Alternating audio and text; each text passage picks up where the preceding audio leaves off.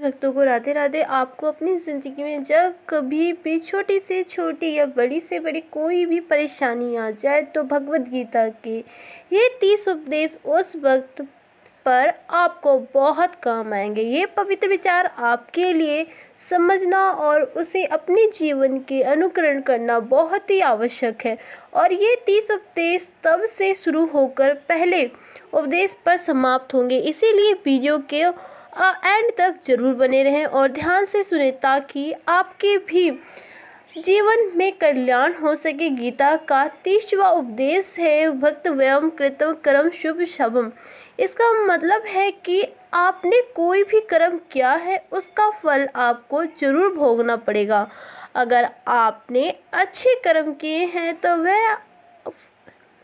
वह जाने अनजाने में किसी मुश्किल वक्त पर आपको वह अच्छे कर्म उस मुश्किल तंत्र से बचा ही लेगा। अगर आपने गलत कर्म किए हैं और पाप किया है तो उसकी सजा भी आपको जरूर मिलेगी। तो इंसान कितना ही छुप कर कर्म करे, चाहे वह कितना ही चालाकी से कर्म कर ले, लेकिन कहते हैं ना, उसे परमात्मा के ईश्वर के चारों तरफ कैमरे लगे हुए हमारे एक एक कदम पर वह प्रकृति व परमात्मा अपनी दृष्टि बनाए रखते हैं। हमारा एक एक कदम का हिसाब होता है। इसे हम एक कहानी से समझते हैं। एक गांव में दो मित्र रहते थे। उन दोनों ने विचार किया कि गांव में हम धन नहीं कमा पा रहे हैं। वह दोनों धन कमाने के लिए शहर चले गए। कुछ वर्ष वहां रहकर उन्हें काफ़ी धन कमाया। फिर सोचा कि अब हमें अपने घर वापस चलते हैं और हमने अच्छा खासा धन कमा लिया है। उस समय पर यातायात की इतनी सुविधा नहीं होती थी। वे अपने बैल पर ही यात्रा कर रहे थे। चलते चलते मार्ग में रात हो गया तो उन्होंने विचार किया कि आज रात हम यहीं विश्राम करते हैं। एक मित्र ने कहा कि मैं यहाँ पर रहकर धन की रक्षा करता हूँ, तुम बाजार जाकर भोजन की व्यवस्था कर लो। जब वह मित्र बाजार गया तो उसके मन में पाप आ गया। उसने सोचा कि इतना पैसा हमने कमा लिया है, अगर मैं इसे यही जंगल में मार दूँ तो सारा पैसा मेरा हो जाएगा, नहीं तो मुझे इसको देना पड़ेगा। मन में ये खोट आने पर उसने अपने दोस्त के खाने में जहर मिला दिया और जब वह खाना लेकर अपने मित्र के पास गया, उसका मित्र वहाँ जहर वाला खाना खाकर वहीं पर उसकी मृत्यु हो गई। वह व्यक्ति सारा धन लेकर अपने घर वापस आ गया। फिर उसके घर में पुत्र ने जन्म लिया। तब उसका बेटा पैदा हुआ तो वह बहुत ही बीमार रहता था। उसने अपने जीवन में जो भी धन कमाया था उसका वह सारा धन अपने बेटे के इलाज पे ही खत्म हो गया। बेटा बड़ा होता गया और इसका धन भी नष्ट होता गया। जब उसका बेटा थोड़ा और बड़ा हो गया तो उसने पिता ने पूछा कि बेटा तू इतना बीमार क्यों रहते हो, तू ठीक क्यों नहीं होते? मैंने अपनी जिंदगी का सब कुछ तुझ पर लगा दिया है, फिर भी तेरी तबीयत ठीक नहीं रहती। उसके बेटे ने बोला, कौन सा बेटा और कौन सा पिता? मैं तो तेरा वही मित्र हूँ जिसको तूने जंगल में जहर देकर मार दिया था। मैंने अपने वही हिसाब पूरा करने के लिए तेरे पुत्र के रूप में तेरे ही घर पर आया हूँ। अब मेरा तेरा हिसाब बराबर हो गया। अब मेरा जीवन ही समाप्त होता है। तो गीता का उद्देश्य हमें यह सिखाता है कि कोई अपने आप को कितना भी चालबाज समझता हो या होशियार समझता हो, लेकिन अगर उसने गलत कर्म किए हैं, चाहे आज नहीं तो कल उसे उसका फल भोगना ही पड़ता है। कोई भी व्यक्ति अपने किए हुए कर्म से बिना उसको भोगे कभी छूट नहीं सकता। गीता का 29वां उपदेश है कि आपके सारे दुख का कारण किसी को अपना मानना है। आप कभी भी गौर करना, आपकी ज़िंदगी के सारे दुख, सारी तकलीफ़ें, सारी चिंता वहाँ से आती है जहाँ आपको आपके अपने होते हैं कि ये मेरा है, ये मेरा है या मेरा है। यह तो आपकी ज़िंदगी में दुख का आना शुरू हो जाता है। इसे एक छोटी सी कहानी से समझाती हूँ। एक व्यक्ति के पास एक बहुत बड़ा महल था। उसने ज़िंदगी भर की सारी संपत्ति लगाकर उस महल को बनाया था। आसपास के शहर के कई लोग उसके महल को देखने आते थे। कई बड़े बड़े सेठ उसके महल को खरीदने की कोशिश करते थे, इसलिए वह महल उसका अहंकार हो गया। उसकी जीने की वजह था उसका उस महल से बहुत लगाव था। एक दिन उसके महल में आग लगी और वह कहीं बाजार गया हुआ था। जब वह घर लौटकर आया तो उसने देखा कि उसका महल तो आग से जल रहा है। अपने घर को आग में जलता हुआ देख उसे इतना दुख हुआ। उसने कहा, अगर ये महल नहीं रहेगा तो मैं भी जिंदा नहीं रहूँगा। अगर मेरा महल ही जलकर राख हो जाएगा तो मैं जीकर क्या करूँगा। वह भी उसी आग में उछलने लगा की कोशिश करने लगा तो उसने किसी दूसरे व्यक्ति ने उसे रोक लिया और कहा कि भाई, ये जो तुम्हारा महल है, इस महल को तुम्हारे कल बेटे ने किसी और को बेच आया। जब उसे पता चला कि ये महल अब मेरा नहीं किसी और का हो चुका है तो उसकी सारी चिंता खत्म हो गई। जैसे और लोग उसे जलते हुए महल को देख रहे थे, तमाशा देख रहे थे, वैसे ही वह भी खड़ा हो गया। इतनी देर में ही उसका बेटा आया। वह अपने बेटे को देखकर बहुत खुश हुआ। उसने आशीर्वाद देने लगा कि तेरे जैसा बेटा तो बहुत भाग्य वाले माता पिता को मिलते हैं। तुमने तो मेरी ज़िंदगी बचा ली। आज इस घर में आके और तूने कल ही इसका सौदा कर दिया। वह अपने पिताजी से कहने लगा कि पिताजी, इस महल के सौदे के लिए बात तो करने गया था पर सौदा कभी पक्का हुआ ही नहीं। जब उसके पिता ने यह सुना कि अभी इस महल का सौदा हुआ ही नहीं तो वह दोबारा से फूट फूट कर रोने लगा और अपनी छाती पीटने लगा। वही है इंसान, वही है, लेकिन जब मेरा महल मेरा तब वह दुखी भी देता है, खुशी भी देता है, लेकिन जब वो मेरा नहीं है, उसे मेरा कोई रिश्ता ही नहीं है तो सारे दुख ख़त्म हो जाते हैं। ऐसे ही ज़िंदगी में जब किसी जगह, किसी इंसान को, किसी रिश्ते को, किसी काम को हम अपना मान लेते हैं, मेरा मान लेते हैं, वहीं से सारी दुखों की शुरुआत होती है, वहाँ से हर तकलीफ़ की शुरुआत होती है। तो श्रीमद् भगवत गीता का ये 29वां उपदेश यही कहता है कि आप जैसे ही किसी को अपनी ज़िंदगी जीने की वजह मान लेते हैं, इसके बिना तो मैं जी नहीं सकता, तो फिर वह चीज़, वह इंसान, वह काम आपको बहुत दुख देती है। दोस्तों, इससे पहले कि हम 28वें उपदेश पर विचार करें, उससे पहले अगर आप मेरे चैनल पर नए हैं तो प्लीज़ चैनल सब्सक्राइब कर लें और गीता की उपदेश ध्यान से सुने और पसंद आए तो लाइक भी कर दें। गीता का 28वां उपदेश है कि आज में जिए, कल की चिंता छोड़ दो। जो भी व्यक्ति अपने बीते हुए कल या अपने आने वाले कल में खोया हुआ रहता है वह ज़िंदगी में कभी खुश नहीं रह सकता। आपकी ज़िंदगी में खुशी सिर्फ और सिर्फ तब मिल सकती है जब आप वर्तमान में जी सकें, आज के आनंद को जी सकें।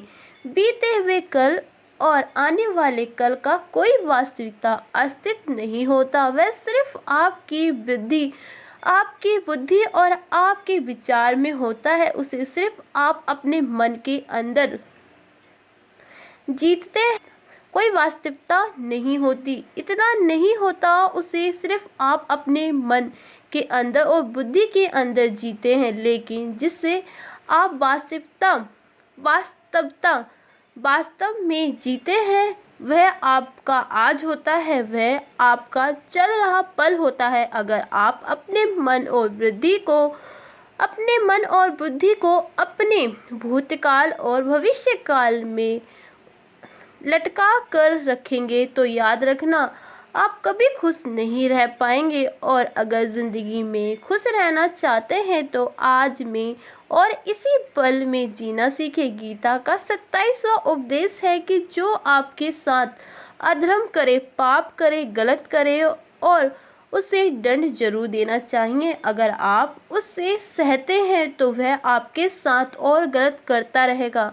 अगर आप उसे सहते हैं तो उसके पाप में आप भी भागीदारी हो जाएंगे। अर्जुन श्री कृष्ण से कहने लगे कि जिसने मैं युद्ध करने जा रहा हूँ, ये सब मेरे भाई, मेरे गुरुजन, मैं इनके सामने कैसे हथियार उठाऊं, इसको कैसे मारूं। तो भगवान श्री कृष्ण ने अर्जुन से कहा कि जिन्हें तुम अपना मानते हो वही सभी अधर्मी है, वह पापी के पक्ष में खड़े हैं। और अगर तुम इनका वध नहीं करोगे, युद्ध नहीं करोगे, तो जब कोई ऐसी पापियों को नहीं रोकता तो ये और भी ज़्यादा पाप करते हैं। ऐसे ही जब आपके साथ कोई गलत करता है, आपको चोट पहुंचाता है, खुद दुख पहुंचाता है और वही आज चुपचाप सहते रहते हो, उसे सामने वाले का मनोबल बढ़ जाता है, वह आपको कमज़ोर समझने लगता है और आपके साथ गलत करना का वह अपना एक हक समझने लगता है। लेकिन जब आप उसके गलत व्यवहार को, उसके अधर्म को रोक लेते हैं, उसका विरोध करते हैं, तब वह अपनी सीमा में रहना सीख जाता है। और ये ही कलयुग है। अगर इसे ज़माने में आपको खुश रहना है तो आपको अपनी रक्षा खुद करनी होगी, क्योंकि आपके साथ गलत करें तो उसको कभी सहन नहीं ते रहना चाहिए, बल्कि उसका सामना करना चाहिए। गीता का 26वां उपदेश है कि किसी भी हद से ज़्यादा मोह कभी नहीं गीता का 26वां उपदेश है कि किसी से भी हद से ज़्यादा मोह कभी नहीं करना चाहिए। जिसे भी आप सबसे ज़्यादा मोह लगाओ, देखना वह आपको अवश्य रुलाएगा। मोह की वजह से ही आप किसी के पीछे मरते रहते हैं। मोह की वजह से ही आपको कई बार अपमान भी सहना पड़ता है और कई लोग को मोह की वजह से ही अपना अपमान भी करवाना पड़ता है और कई लोगों को मोह की वजह से ही अपना अपमान भी नहीं है कि सामने वाली मेरी इज्जत तक नहीं कर रहा है और मैं इसके पीछे मरा जा रहा हूँ।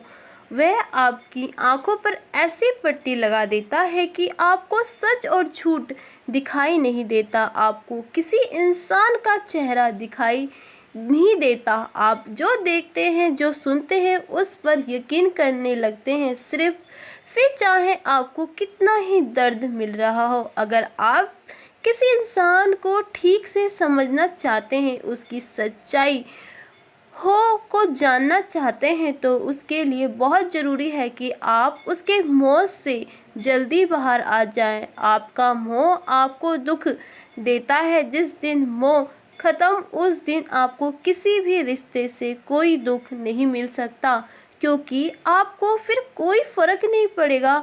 गीता का 26वां उपदेश ये है कि आप वो मत करो जो सभी करते हैं, बल्कि वो करो जो आपके लिए सही है। श्री कृष्ण ने अर्जुन से कहा कि एक जो करता है जो तेरे लिए सही है, जो तुझे करना चाहिए वो कर। तू कभी भी वह काम मत कर जो दुनिया कह रही है, क्योंकि अर्जुन श्री कृष्ण से ऐसे भयंकर युद्ध में पड़ने से अच्छा है कि मैं सन्यासी बन जाऊं।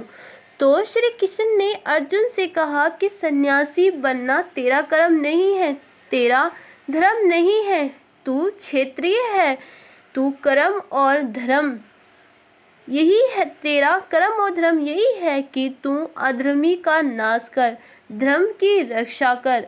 ऐसे ही हर इंसान का एक अलग कर्तव्य होता है, एक अलग ही मार्ग होता है। तो कभी भी उस मार्ग पर मत जाना वहाँ सारी भीड़ जा रही हो। कभी वहाँ वह काम मत करो जो दुनिया करती है कि आजकल का यह ट्रेंड हो गया है, ये फैशन हो गया है, सब करते हैं इसीलिए हम भी कर रहे हैं। सारी भीड़ यही काम कर रही है इसलिए हम भी कर रहे हैं। अगर आप वह करें जो भीड़ कर रही है तो आप भी उसी भीड़ में कहीं खो जाएंगे। लेकिन वही अगर आप वो करो जो आपके लिए सही है, जो आपकी प्रतिभा है, तो दुनिया की सारी भीड़ में भी आप सबसे अलग नज़र आएंगे। और गीता का 24वां उपदेश ये है कि ज़िंदगी में धोखा अपने ही देते हैं, क्योंकि उनको आपकी कमज़ोरी का पता होता है। बाहर वाले आपको धोखा नहीं दे सकते क्योंकि उनको आपके बारे में कुछ पता ही नहीं होता कि आपको चोट कहाँ पहुँचानी है। लेकिन जो आपको अपना है, आपका खास है, उसे बहुत गहराई से पता होता है कि इसकी कमज़ोरी क्या है, ऐसा क्या करें जिसको इसको दर्द पहुंचा सकें, जिससे इसको हमें नीचा दिखा सके, इसको चोट पहुंचा सके। यह कलयुग है, इसमें बाहर वाले से नहीं, जो हमारे अपने हैं ना, उसने ही सावधान रहना होता है। महाभारत का युद्ध दो अलग अलग राज्यों में नहीं हुआ था, बल्कि एक ही परिवार के भाइयों में हुआ था। सभी आपस में एक ही वंश के लोग थे। कितने बार दुर्योधन ने जहर देकर भीम को मारना चाहा, न जाने कितने बार दुर्योधन ने पांडवों को जान से मारने की कोशिश की। वह उसका कोई पराया नहीं था, बल्कि उसका भाई था। सारी लड़ाई घर के अंदर ही होती है, बाहर कौन लड़ेगा हमसे, घर में ही सारे झगड़े होते हैं। आपको चोट सिर्फ वही लोग पहुंचा सकते हैं जो आपके अपने हैं। आपको धोखा सिर्फ वही लोग दे सकते हैं जो आपके अपने हैं। गीता का 23वां उपदेश है, जो इंसान अपनी रक्षा खुद नहीं कर सकता, उसकी रक्षा भगवान भी नहीं कर सकते। श्री कृष्ण अर्जुन से कहते हैं कि तस्वेश्वर क्लेश मनु श्रम युद्ध याचनी की है। अर्जुन, तू हर काल में मेरा स्मरण करता रहे और युद्ध भी करता रहना। तो अर्जुन ने श्री कृष्ण से पूछा कि ये युद्ध तो कुछ ही दिनों में समाप्त हो जाएगा, लेकिन आप कह रहे हो कि तू हमेशा मेरा स्मरण करता रहे और युद्ध करता रहना। हमेशा युद्ध करने का क्या मतलब है? तो श्री कृष्ण ने अर्जुन से कहा कि यह जिंदगी ही रणभूमि है, इसी जीवन में सुख आते ही रहेंगे और तुझको उनका डट के मुकाबला करना है। श्री कृष्ण ने यह नहीं कहा कि तू चुपचाप करके बैठ जाना और मैं लड़ाई करूँगा।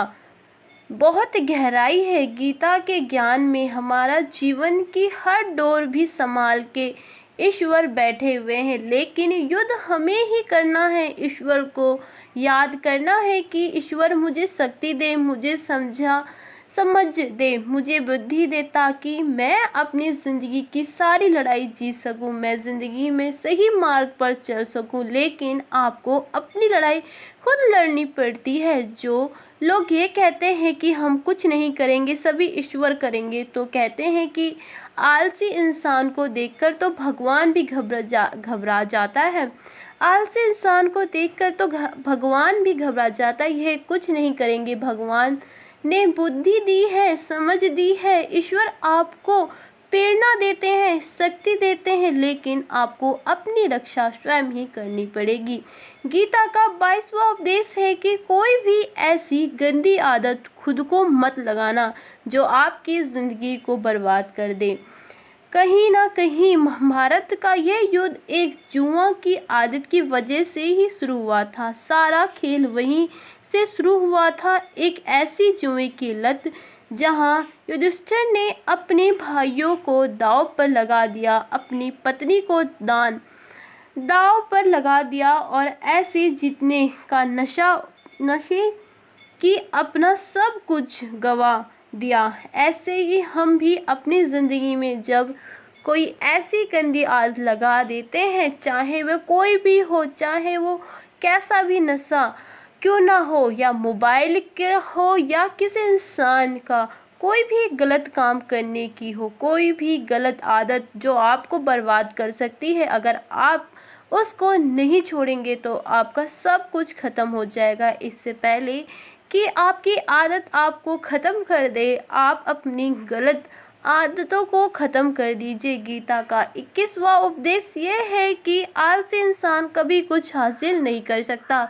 अधिकतर लोग सिर्फ योजना ही बनाते रहते हैं कि मुझे बड़ा घर चाहिए, बड़ी गाड़ी चाहिए, मैं दुनिया घूमना चाहता हूँ, मुझे ये चाहिए, मुझे वो चाहिए। ये हर कोई सोच लेता है, लेकिन उस पर मेहनत करना, अपना कर्म करना वह नहीं करता, क्योंकि चाहे तो वह बहुत आसान है, लेकिन उसके लिए कर्म करते रहना वह बहुत मुश्किल है। हर कोई चाहता है कि मेरे शरीर फिट हो जाए, लेकिन उसके लिए एक्सरसाइज करना वह आपको ही करना होगा। जो इंसान आलस बनाकर बैठा रहता है, उसे ना ही अच्छा शरीर मिलता है और ना ही अच्छा जीवन मिलता है।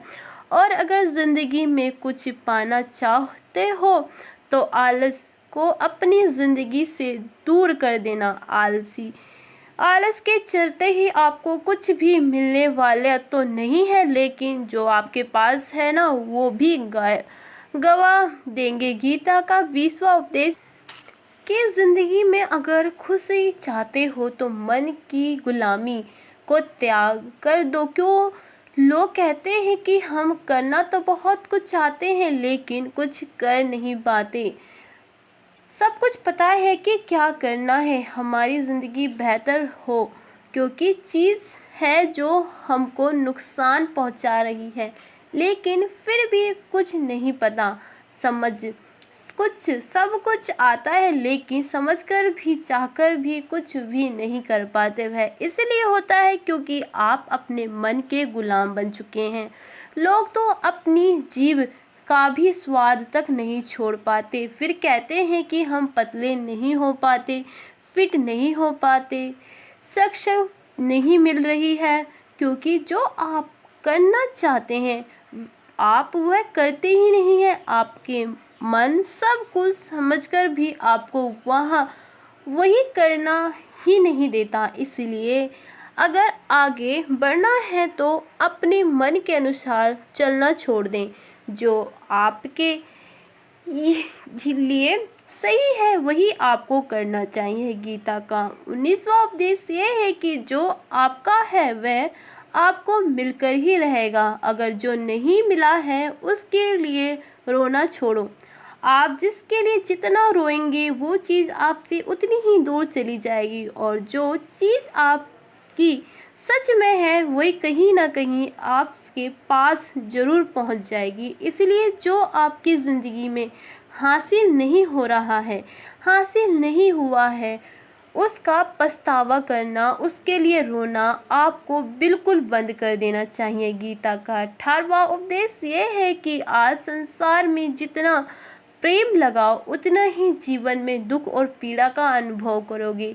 गीता का 17 उपदेश है कि जिस इंसान को बात बात पर क्रोध आता है, सुख और शांति उसके जीवन में कभी नहीं आ सकती, क्योंकि जो इंसान बहुत ज़्यादा क्रोधित होता है उसके सारे मित्र उसे छोड़कर चले जाते हैं। वह अपने मन में भी दर्द में ही जीता रहता है, तकलीफ में जीता है। ज़्यादा गुस्सा कर या ज़्यादा क्रोध कर जो भी आपके पास है ना वो आपसे खो देंगे, और ऐसे इंसान को शांति कभी नहीं मिलने वाली। इसीलिए ज़िंदगी में शांति चाहते हो तो बात बात पर गुस्सा करना छोड़ देना चाहिए। गीता का 16वां उपदेश है कि चाहे आप किसी की मदद करें या ना करें, लेकिन जानबूझकर कभी किसी का दिल नहीं दुखाना चाहिए, क्योंकि जब आपकी वजह से किसी का दिल दुखता है ना, याद रखना आपको भी वही दर्द एक दिन ज़रूर मिलेगा।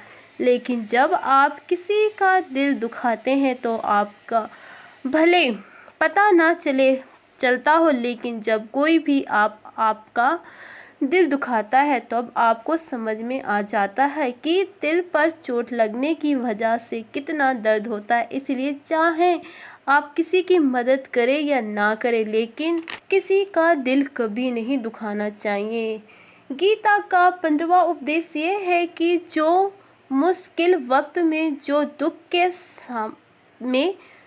के समय में आपके साथ दे, सिर्फ वही आपका अपना है। बाकी सब अपनेपन का नाटक करने वाले बहुत लोग होते हैं, बड़ी बड़ी बातें करने वाले बहुत लोग होते हैं कि हम आपसे बहुत प्रेम करते हैं, कोई भी दुख हो, कोई भी तकलीफ़ हो, हमें याद कर लेना। लोग दुख उठाने की बात करते हैं, लोग आने जाने की बात करते हैं, हाथ मिलाना तो ठीक से नहीं जानते और दिल मिलाने की बात करते हैं। जब सच में आपकी ज़िंदगी में तकलीफ़ आ जाएगी ना, तब आपको समझ में आ जाएगा कि आपके साथ देने के लिए कौन खड़ा है और कौन भाग गया। क्योंकि उस समय पर लोग भाग जाते हैं, क्योंकि लोग को पता होता है कि यह व्यक्ति हमारे पास आया तो हमसे मदद की मांग और वह हमें कुछ ना कुछ देना ही पड़ेगा। लोग आपसे सिर्फ तभी रिश्ता रखते हैं जब आप उन्हें कुछ दे सकते हैं और आपसे उन्हें कुछ फ़ायदा हो सकता है। लेकिन जब लोगों को ये पता चल जाता है कि ये समझ में आ जाता है कि जब उनको आपसे कोई फ़ायदा नहीं होने वाला, बल्कि उनको तो आपकी मदद करनी पड़ेगी, तो वह आपसे दूर ही देखकर भाग जाते हैं। इसीलिए जो आपके मुश्किल वक्त में आपके साथ खड़े हों, वो सिर्फ वही आपके अपने होते हैं। बाकी इस दुनिया में सब पराये होते हैं, क्योंकि सिर्फ आप कह देने से कोई अपना नहीं होता। गीता का 14वां उपदेश है कि जो भी होता है अच्छे के लिए होता है, और जो हो रहा है वो भी अच्छे के लिए हो रहा है, और जो आने वाले भविष्य में होगा वो भी अच्छे के लिए होगा। वैसे यही गहराई बात है कि कुछ चीज़ ज़िंदगी में ऐसी होती है जो हमें लगता है कि मेरे साथ ऐसा हुआ, मेरे साथ ही होना था ये सब, लेकिन जब वह वक्त गुजर जाता है, एक दिन हमको समझ आ जाता है कि अगर हमारे साथ ये सब नहीं होता तो आज हम इस मुकाम पर नहीं होते। अगर मेरे साथ ये सब नहीं हुआ होता तो शायद हम ज़िंदगी और भी बर्बाद हो सकती थी। इसीलिए अगर हमें ये सब समझ में आ जाए कि ज़िंदगी में जो कुछ भी हो रहा है वह सब अच्छे के लिए हो रहा है, तो जीवन में हमेशा खुश रहेंगे। गीता का 13वां उपदेश है कि हर काम को समझदारी से करना ही योग होता है। कई लोग काम तो करते हैं लेकिन उन्हें हासिल कुछ नहीं होता, बल्कि लोग कहते हैं कि हम तो मेहनत बहुत करते हैं तब भी ज़िंदगी में सफलता हासिल नहीं हो रही है। लेकिन सच्चाई ये है कि बहुत कुछ करने से, बहुत मेहनत करने से आपको सफलता नहीं मिलेगी, लेकिन सही तरीके से, सही समझ के साथ काम करने से ज़िंदगी में सफलता अवश्य मिलेगी। गीता का 21वां उपदेश है कि कभी भी किसी भी चीज़ की अति नहीं करनी चाहिए, क्योंकि कोई भी चीज़ हद से ज़्यादा नहीं करनी चाहिए। किसी से प्रेम भी हद से ज़्यादा मत करना, किसी से नफरत भी हद से ज़्यादा नहीं करनी चाहिए। हद से ज़्यादा मीठा भी खराब हो जाता है, हद से ज़्यादा कड़वा भी खराब हो जाता है, हद से ज़्यादा आराम भी आपको बीमार कर सकता है, हद से ज़्यादा खाना भी आपको बीमार कर देगा, हद से ज़्यादा भूखा रहना भी आपको नुकसान पहुंचाएगा, और हद से ज़्यादा जागना भी आपको बहुत ज़्यादा नुकसान पहुंचाएगा। इसीलिए जीवन को संतुलन के साथ जीना चाहिए। जैसे कि आप संतुलन को खो देते हैं, वैसे ही आपके जीवन में कोई ना कोई छोटी या बड़ी दुर्घटना हो जाती है। गीता का 11वां उपदेश है कि जिस आप सबसे ज़्यादा महत्व देंगे वह आपको कभी महत्वपूर्ण नहीं देगा। आपने कभी गौर किया है कि आपका अपमान कौन लोग करते हैं कि आप जिसे सबसे ज़्यादा हद से ज़्यादा महत्वपूर्ण देते हैं।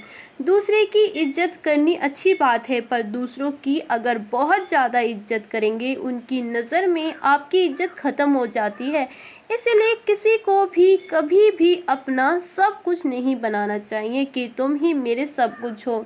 जैसे ही आप किसी को अपना सब कुछ बना लेते हैं तो आप उसके लिए कुछ भी नहीं रह जाते। इसलिए लोगों को इज्जत उतनी ही देनी चाहिए जितनी वह हजम कर सके। हद से ज़्यादा इज्जत देना आपकी बेइज्जती करवा सकती है। गीता का 10वां उपदेश है कि जिसके साथ सत्य और ईश्वर की शक्ति है, चाहे सारी दुनिया उसके खिलाफ हो क्यों ना हो जाए, लेकिन अंत में जीत उसी की होती है। श्रीमद् भगवत गीता में कुल 7 सिस्टर बाबर संजय से पूछते थे कि बताओ युद्ध में कौन जीत रहा है, कौन हार रहा है, क्योंकि उसे विश्वास था कि भीम पितामह मेरे पक्ष में है और द्रोणाचार्य मेरे पक्ष में है और यहाँ तक कि कर्ण भी मेरे पक्ष में है, तो भले हमें कौन हरा सकता है। लेकिन संजय ने धृतराष्ट्र को कहा कि जहाँ ईश्वर है वही जीत सकता है और हमेशा वही जीतता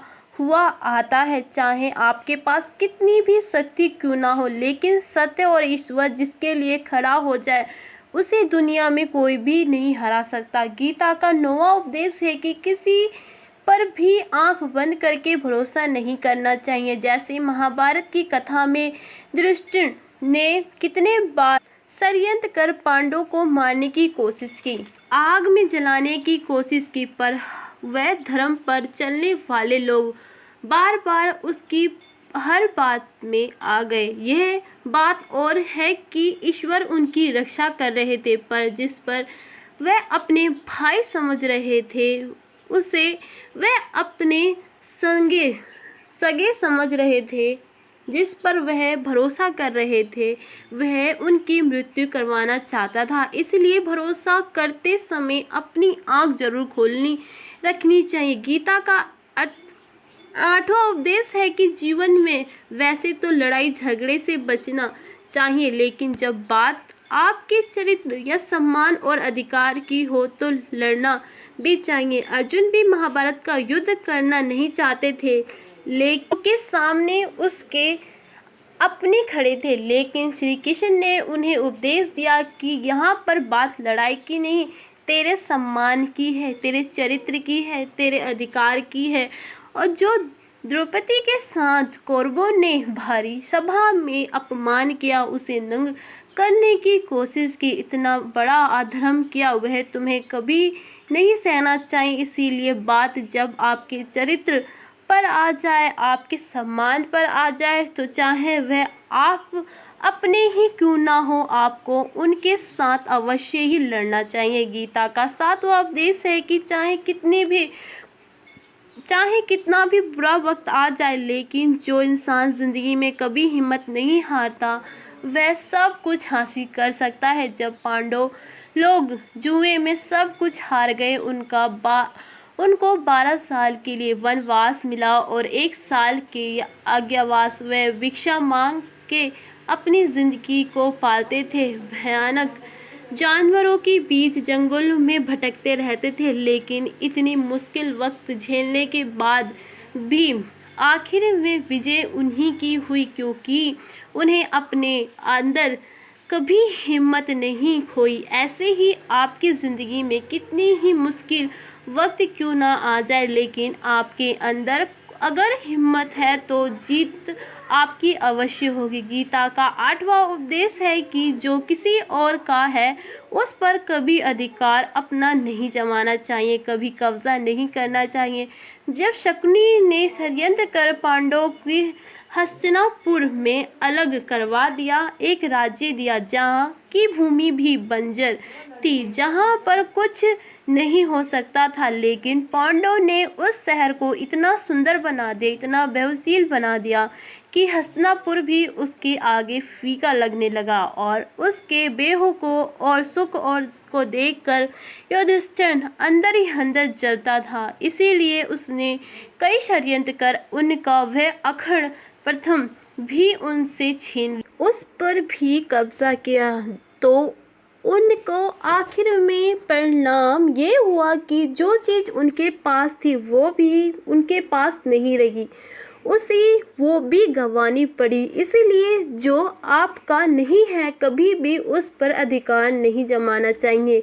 गीता का 5वां उपदेश है कि वो इंसान जिंदगी में सफल माना जाएगा जो अंदर से हमेशा खुश रहता है। बाहर से तो सभी खुशी दिखाई देते हैं, लेकिन अंदर से इंसान अशांति से भरा रहता है। बहुत पैसा कमा लिया, कामयाबी हासिल कर ली, लेकिन वह कामयाबी असली कामयाबी तब मानी जाएगी जब आपका मन खुश रहता हो। गीता का 4था उपदेश ये है कि आप जैसे अन्न खाओ वैसे ही आपका मन, आपकी बुद्धि और सब वैसे ही कर्म करेंगे और वैसे ही आचरण करेंगे। सत्वा अन्न खाओगे तो आपका मन भी सत्वित होगा, सत्वित व्यवहार भी करेंगे, सोच भी आपकी अच्छी होगी। श्री कृष्ण ने भगवत गीता में सत्वित, राजस और तमसी इन तीनों आहार का विस्तार से वर्णन किया हुआ है, क्या खाना चाहिए क्या नहीं खाना चाहिए।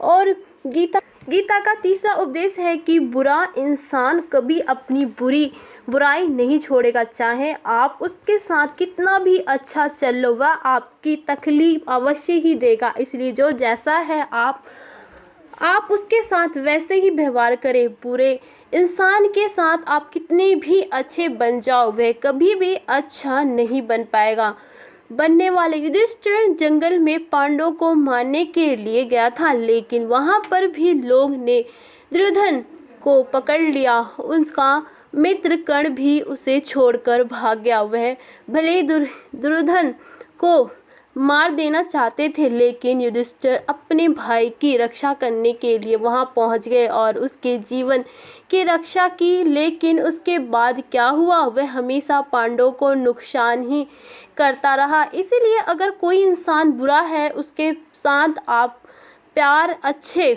बनने की कोशिश ना करें, जो जैसा है उसके साथ वैसे ही व्यवहार करें। गीता का 2रा उपदेश है कि मृत्यु से डरने व्यर्थ है। हर व्यक्ति के मन में मृत्यु का भय होता है। इंसान संसार का जब शव निर्णय हो चुका है तब से जन्म मृत्यु का चक्र चल आ रहा है। ये प्रकृति का निर्माण है, इसे सत्य को स्वीकार करके भय मुक्त होकर आज में जीना चाहिए। किसी को भी आने वाले पल के बारे में कुछ नहीं पता होता, लेकिन इस शरीर में भी भयभीत रहने से जीवन नहीं जिया जा सकता। गीता का पहला उपदेश यह है कि जो इंसान अपने कर्म को समय पर खत्म नहीं करता, समय की कदर नहीं, उसकी जिंदगी का सारा समय व्यर्थ ही समाप्त हो जाता है, क्योंकि समय ही आपकी जीवन है। समय ही आपका जीवन है। अगर आप अपने समय को व्यर्थ में नष्ट करते रहेंगे और इसे गंवा देंगे तो आपका जीवन में कुछ भी हासिल नहीं होगा। अगर आप कुछ ज़िंदगी में पाना चाहते हैं तो समय की कदर अवश्य करना सीखें। जो भी व्यक्ति गीता के इन 30वें उपदेश को रोज सुने और समझे तो ज़िंदगी की कितनी भी मुश्किल से मुश्किल घड़ी क्यों ना हो आ जाए, उस पर ऐसी मुश्किल वक्त में भी रास्ता अवश्य मिल जाएगा। तो दोस्तों, अगर आपको इस वीडियो में कुछ भी सीखा हो तो वीडियो को लाइक करना ना भूलें और कमेंट में जय श्री कृष्ण और राधा लिखना ना भूलें। भक्तों को राधे राधे। आपको अपनी ज़िंदगी में जब कभी भी छोटी से छोटी या बड़ी से बड़ी कोई भी परेशानी आ जाए तो